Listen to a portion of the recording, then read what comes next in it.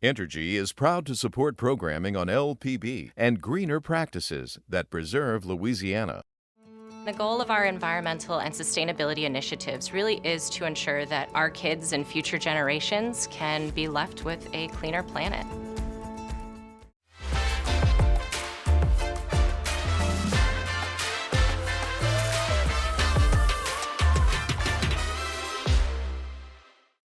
Additional support provided by the Fred B. and Ruth B. Ziegler Foundation and the Ziegler Art Museum located in Jennings City Hall. The museum focuses on emerging Louisiana artists and is an historical and cultural center for Southwest Louisiana. And the Foundation for Excellence in Louisiana Public Broadcasting, with support from viewers like you.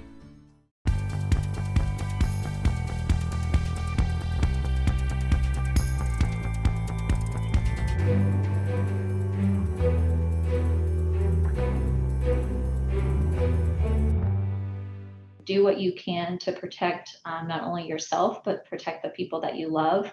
An alert for pregnant women. Those individuals at the local level know that they can count on United Way. The long process of hurricane recovery. Louisiana has quite a few locations that were featured in the Green Book. The Smithsonian showcases the history of the Green Book. It's not absolute, but it's still pretty good odds in favor of the vaccine. The ongoing push for vaccinations. Hi, I'm Kara St. Cyr. And I'm Andre Morrow. Governor John Bell Edwards extended the COVID indoor mask mandate this week for another month until at least October 27th. The mandate was reinstated in August as COVID hospitalizations peaked at 3,000. As of today, 838 people in the state are hospitalized with COVID. That is the first time in consecutive days the numbers have dropped below 1,000. That's since July. The Louisiana Department of Health says there is still reason to be concerned with the current number of COVID cases. Tuesday, Dr. Joseph Cantor said hospitals have seen an increase in unvaccinated pregnant women dying from COVID. 14 unvaccinated pregnant women caught COVID since July. Almost half of them died from COVID complications, and 10 of the unborn babies died as well. We'll have more on this in a moment. And now, though, to other news making headlines across the state. 70,000 students remain out of school a month after Hurricane Ida rampaged through southeast Louisiana. That's nearly 1 in 10 of the state's K-12 students in Terrebonne, Lafourche, Jefferson, St. John the Baptist, and St. Charles parishes out of class. Internet service remains offline in many areas, making virtual learning impossible.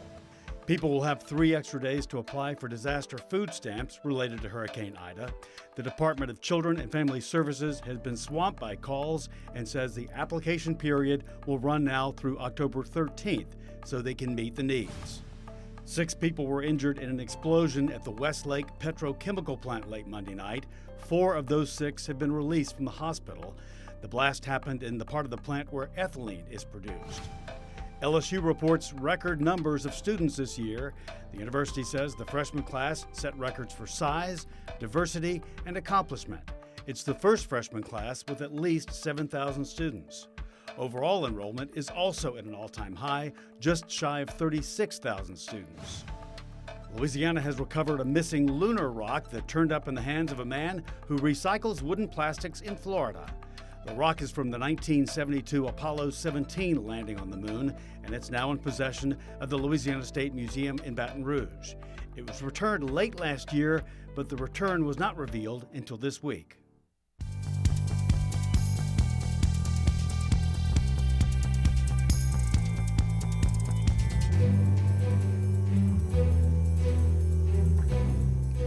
This week, the CDC issued an alert urging pregnant women to get the COVID vaccination.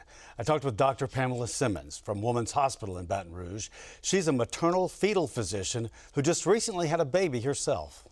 I think the percentage is only like 31% of pregnant women are vaccinated. That seems like a really low percentage. It is a very low percentage. I think the things that I can talk to you about and to talk to women in the community about is just the unique role that I have, is that not only was I pregnant throughout this pandemic, but I was also taking care of these women that were very, very, very sick. And so I think we all think that if I get COVID-19, I'll do fine and that I won't be very sick, or, I don't think I'll get it in general. And so you're trying to kind of play the odds there. But I think what I bring that's very unique to this is that I've seen the flip side of that. I've seen extremely, extremely sick mothers. I've seen the sadder part of this pandemic with effects to the pregnancy and effects to the patient and to their family members. And so I think there is just being able to say, do what you can to protect not only yourself, but protect the people that you love, and to go ahead and get vaccinated if you haven't yet. The CDC, along with the Society of Maternal-Fetal Medicine, have both urged pregnant women to go ahead and get vaccinated. The studies that are shown and the statistics that are out there is that if you are to be pregnant and unvaccinated, you're at an increased risk of having pregnancy complications versus if you are pregnant and vaccinated, less risk of having complications with your pregnancy. And so even though women were not included in the original studies, there's been many thousands of women that now have undergone vaccinations and have been able to collect data on them and has shown that it's safe. And so urging pregnant women to go ahead and get vaccinated. And now I'm coming up onto my booster. And so we'll also be getting my booster vaccination as well once that time frame comes for me. And then just to also say that I'm then breastfeeding while getting my booster.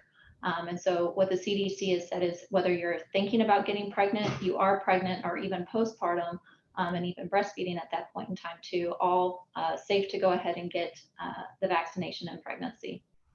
What is it that would concern women the most who are pregnant and getting a vaccination?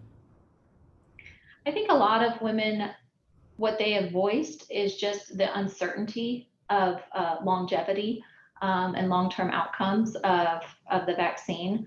I think there's misinformation throughout the community, not only locally, but also, nationally, and that people can get information kind of from anywhere. And so they wonder if this is going to be safe. And I think moving forward and making sure that we're listening to the CDC and these, Society of Maternal-Fetal Medicine, American Congress of Obstetrics and Gynecology, who are truly out there looking for the safety of pregnant women, that this is recommended. And so I think a lot of that is just speaking with the physician to make sure that those questions and those concerns that the patients are having are being able to be addressed. So just by being pregnant itself puts you at an increase of a higher risk category, right? So you're more likely to get hospitalized. And if you are hospitalized, we are seeing more oxygen requirement, more in the realm of what we call in the medical world morbidity and mortality, meaning more sicker disease and also more death because of that. And so I think whenever we think about the risk and the benefits there, right? Like we all want to stay healthy and we all want to be there for not only our family, but also for our future children. And so the best thing to do is to stay out of the hospital. And the best way to do that is to get vaccinated. Dr. Simmons, thank you for that. And for much more information, you can go to cdc.gov.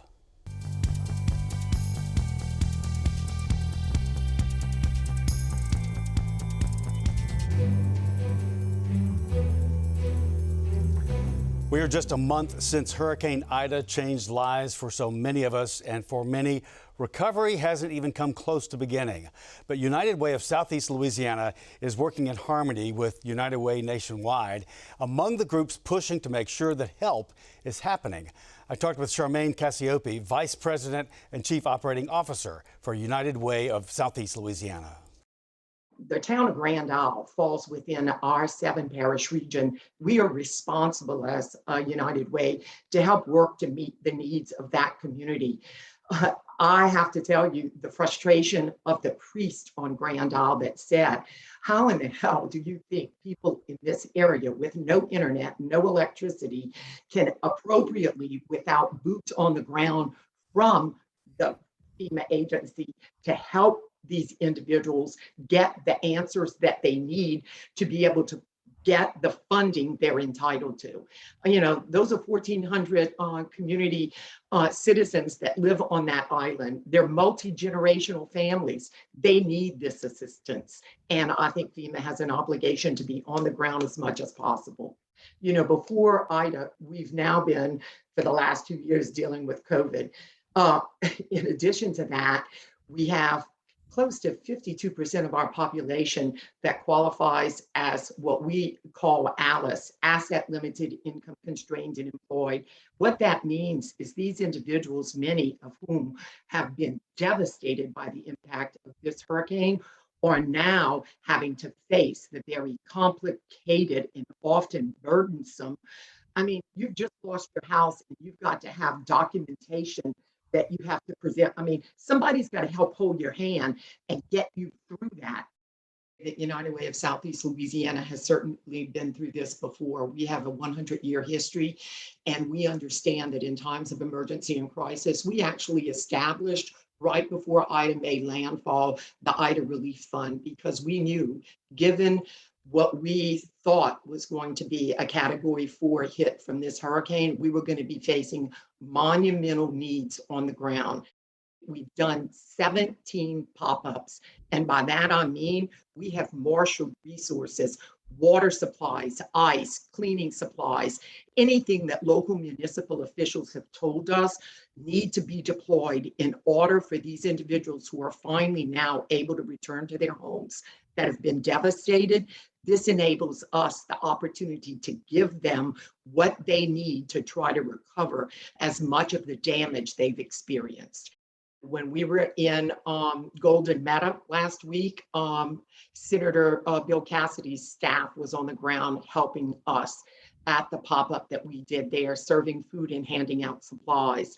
I can tell you that we have been working very closely with all of our parish officials. I have been on daily phone calls with all of the mayors, the parish presidents, our local municipal governments, because we cannot go there and not supply them what they are hearing from their constituents. So we think this public-private partnership that we have had as a not-for-profit with local municipal governments is paying us in spades. Not only do we have strong relationships, those individuals at the local level know that they can count on United Way. They are calling us and asking us if there's a faith-based community in an area that's lacking certain supplies. Something that we need desperately is making sure that Louisiana's most vulnerable, our children, have their needs met. So we have been working so diligently to get baby formula, diapers, and anything that our children need.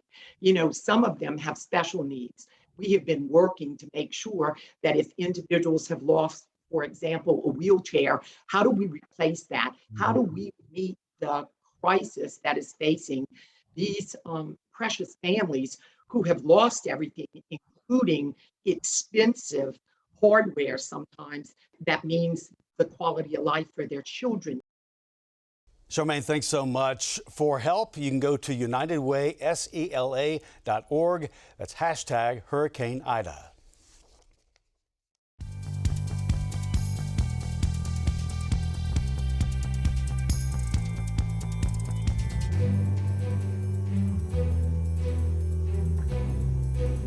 Local and national economies took a hit with the closing of businesses around the nation due to COVID.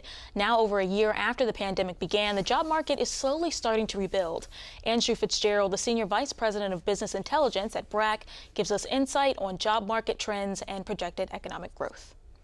Some economists predicted that 2021's economic growth will be stunted by the pandemic. While the state's unemployment rate is still higher than 4%, which is the average economists call full employment, Andrew Fitzgerald with BRAC says the numbers have changed for the better. The projections were kind of interesting because we went from, at the beginning, people had no idea what was going on. They were very pessimistic in their projections, thinking this could last for years. Near the end of last year, around August, September, things were looking good. If you'll recall, the economy was reopening. People were feeling a lot better about it. Our GDP was huge. And people thought we'd get back to normal a lot more quickly at the beginning of 2021. Then things stagnated throughout the end of the year, throughout December, January, February, 2020 to 2021. And then you had, the wave in winter. Then you had the Delta wave. Here in Louisiana, then we had several hurricanes in that amount of time. So all these other factors came in and slowed down the rapid recovery. But we're still at a place where Baton Rouge is right at 5% unemployment right now. And that is a huge improvement. Baton Rouge's unemployment rate was at 12.4% in May 2020. The construction industry took a huge hit during quarantine, knocking out about 7,000 jobs, which accounts for about a third of the unemployment rate. While construction companies are still not fully recovered, the city is seeing rates closer to the pre-pandemic average, which was 4.9%. In New Orleans, a similar story. The unemployment rate was at 16.7% in May 2020, but now it's dropped nearly 10 percentage points to about 6.9. It was near 4.5 pre-pandemic. Fitzgerald says there are lots of reasons for these changes. The labor force is just much smaller than it was pre-pandemic. So that's pretty significant too. And so that could be because of retirements, because of people just not seeking work. It could be a lot of things. People that were in, let's say, gig economy job, maybe Uber or delivering food, they decided just not to opt back into working at all. For the unemployment rate to return to normal, Fitzgerald says two things would need to happen. Business and commerce would have to rebuild naturally, which he says may happen in the next few months, and employers would need to adjust their business models. Employers need to just figure out what their market looks like post-pandemic. I mean, restaurants need to think about, are more people cooking at home themselves or having takeout rather than dining in? And does that need to change our model? Obviously, smart restaurants went to an all takeout model during the pandemic, and that worked for them. How much of that remains? And so what does their staffing need to look like going forward? So do we now need more delivery drivers than we do waiters and waitresses? That's a question a lot of these employers are going to have to sit down and look at. Louisiana's unemployment rate is improving, but slowly. The labor force is much smaller than we saw before the pandemic, which Fitzgerald says impacts these numbers.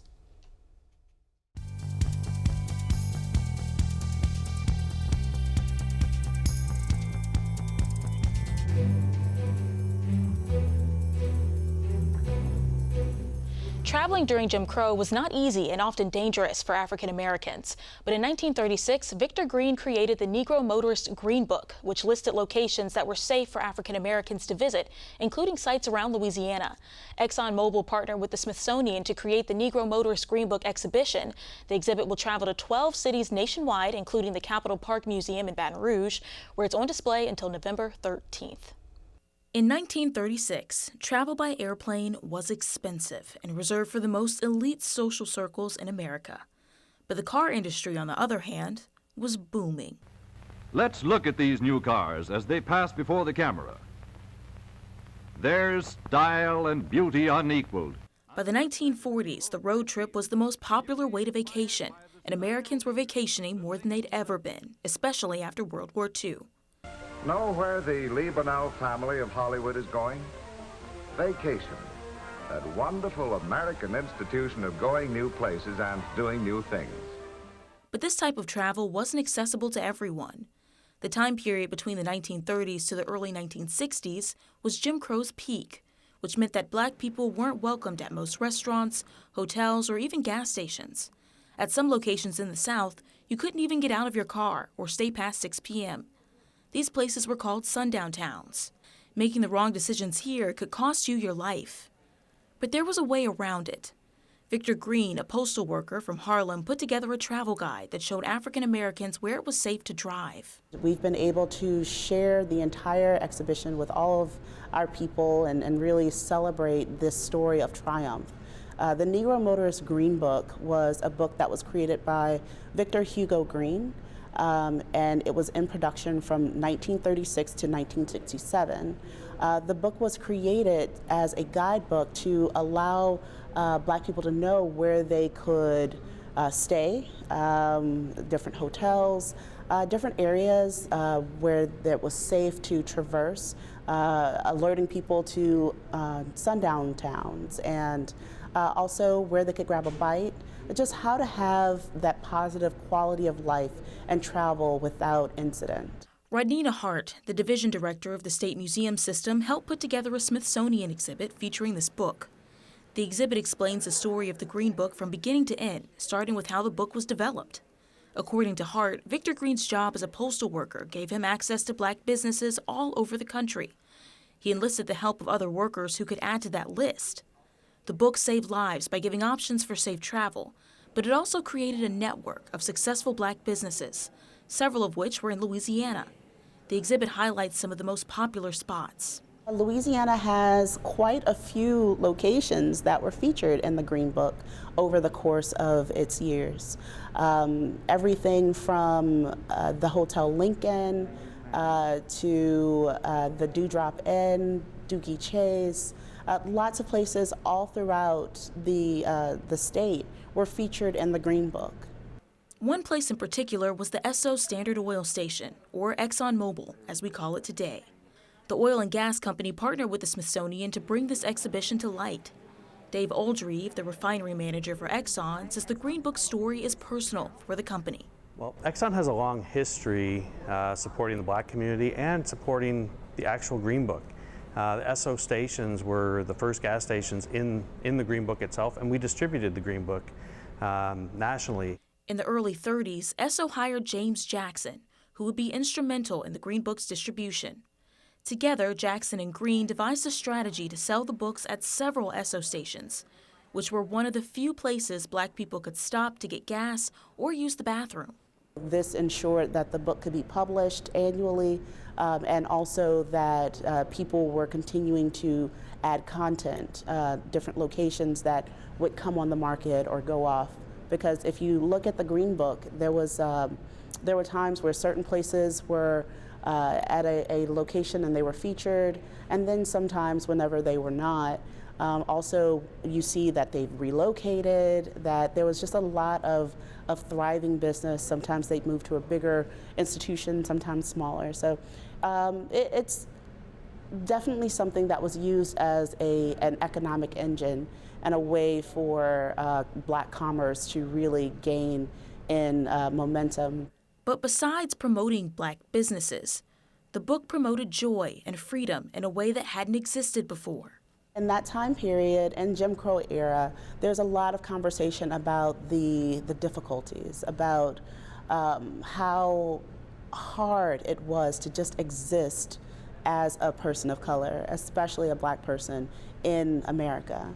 But what this exhibition does in a really triumphant way is that it highlights joy. It shows that beyond whatever is being thrown at individuals, that they are resilient, that this book, this guidebook, was this ingenious way to still have a positive quality of life. When the book was written in 1936, Green wrote, "There will be a day sometime in the near future when this guide will not have to be published. That is when we as a race will have equal rights and privileges in the United States."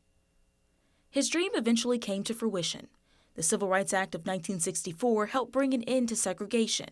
African Americans would be allowed access to businesses and transportation facilities. Even if the book was only published for about 30 years, its influence on black travel, entrepreneurship, and civil rights will always be remembered. ExxonMobil Baton Rouge is proud to support Safe Haven, Louisiana's Green Book. For more than 100 years, ExxonMobil has made a commitment to workforce diversity and the belief that reflecting on historic race relations is key to shaping a better future. In honor of the exhibit, LPB has created the digital-first series Safe Haven, where I visit 8 different sites listed in the Green Book here in Louisiana. The first episode of Safe Haven premieres October 8th. Look forward to that, Kara. Thank you. Vaccine hesitancy in Louisiana remains high even as we come out of the 4th wave of peaking COVID numbers and evidence showing that vaccines work and that they're safe. This week, Andre and I hosted a Louisiana public square on vaccines, freedom, fears, and facts. Hello, everyone, and welcome to Louisiana Public Square. I'm Andre Morrow, host of tonight's very important special, Vaccines, Freedom, Fear, and Facts.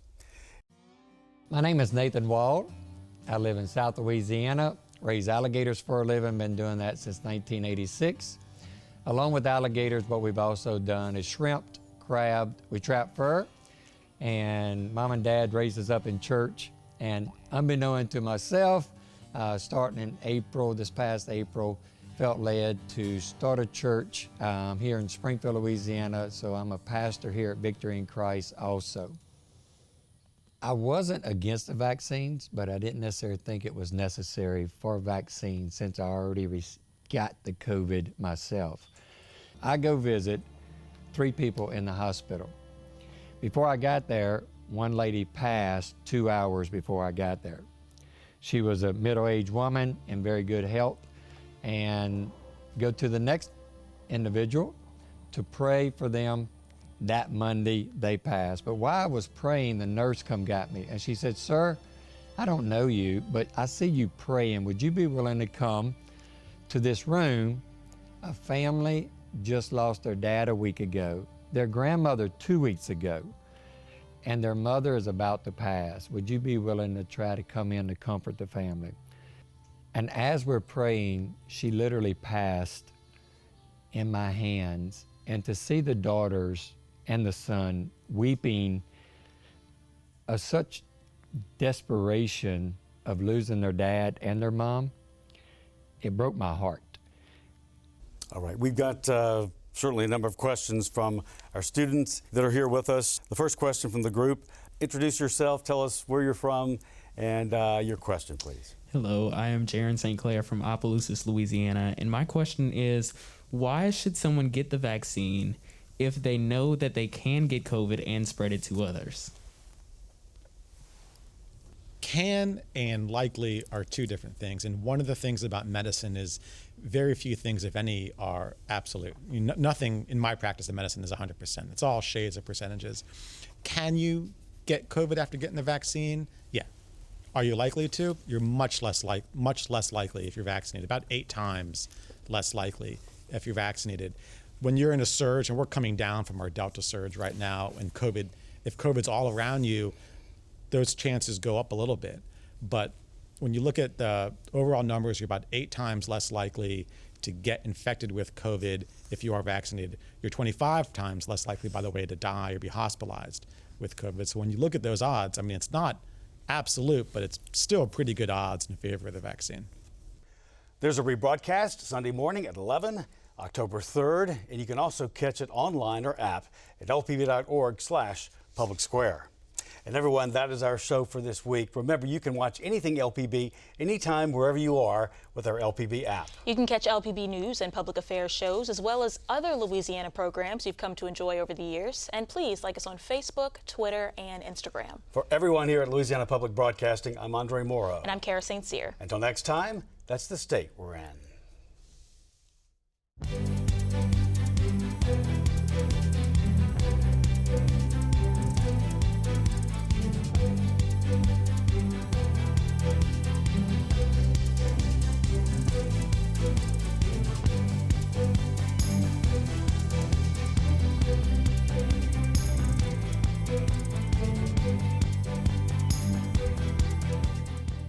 Entergy is proud to support programming on LPB and greener practices that preserve Louisiana.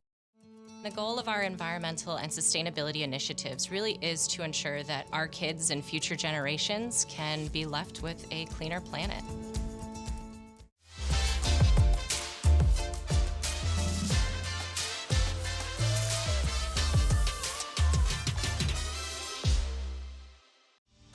Additional support provided by the Fred B. and Ruth B. Ziegler Foundation and the Ziegler Art Museum located in Jennings City Hall. The museum focuses on emerging Louisiana artists and is an historical and cultural center for Southwest Louisiana. And the Foundation for Excellence in Louisiana Public Broadcasting, with support from viewers like you.